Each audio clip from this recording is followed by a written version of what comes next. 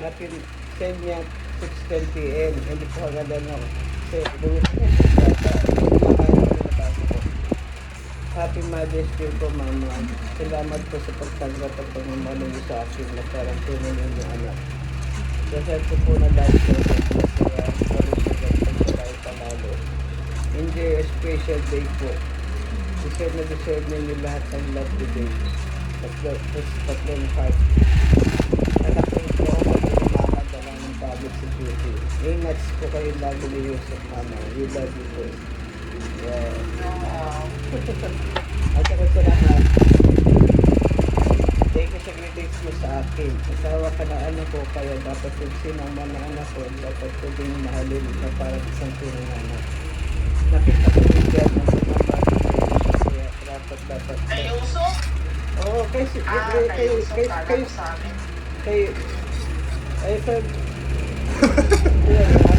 Minasama ka ba di ate? Di ka bala katulad na naglaro ka ba o ano, saka magalit?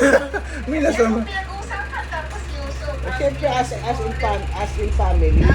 Akala mo bromance, kupal si ate. Pagbintang Ikaw pa ba, bakla. naka-headset ka ba para ano? Akala mo bromance, lukot-lukot si ate. Ulitin mo nga. Natawa to si ate, akala na bromance ako. Tutumpal ko eh. Thank you sa greetings mo sa akin. Sabi ko naman, Oo. asawa ka na anak ko, kaya dapat kung ikaw mahal ng anak ko, dapat ko din mahalin na parang isang tunay na anak. Nakita ko din dyan ang pagmamahal mo kay Yusuf, kaya dapat lang ng signala ng pagmamahal mo sa iyo. Hindi ka na iba sa amin ni Yusuf. Mahalaga pamilya tayo at mahal mo ang asawa mo, na sobrang mahal din namin. Last year mag-celebrate tayo ng Mother's Day. Anyhow, salamat sa lamin ng mga anak ko sa akin. I love you all. For emotional ng heart. Diba? Ang dami din greatest ko kahapon. Kahit ko paano. Ikaw nga lang binigay ko sa kanya sa iba. Hindi nakakabit sa iba.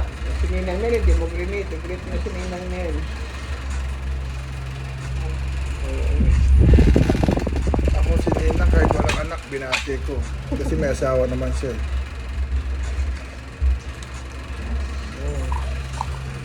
Saka magpunta hapon. Sabi ko, hindi ako yung tumawag eh.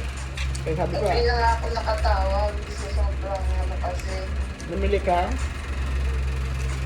Hindi, niyaya ko ng ka-work ko na pumunta sa bahay ng family niya. Kasi sa ating princess. Kapampangan. Sabi niya, magluluto daw siya ng ano. Pagkain. Grabe. Busog na busog ako. Naluto siya ng maraming pagkain. Di ba pagpampangan, dami lang kinakain yung luto.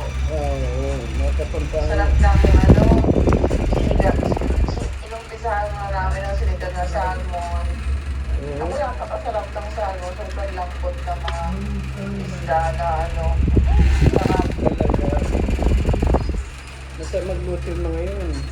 Tapos, meron pa pinakbit yung kung nakaluto.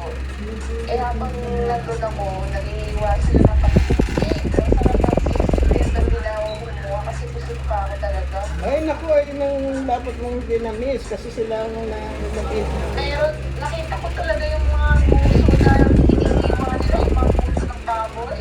Grabe. Oo, yun Yung yun. tenga. Ayun ang hindi mo sana pinalampas kasi sila original nagsisig. Oo.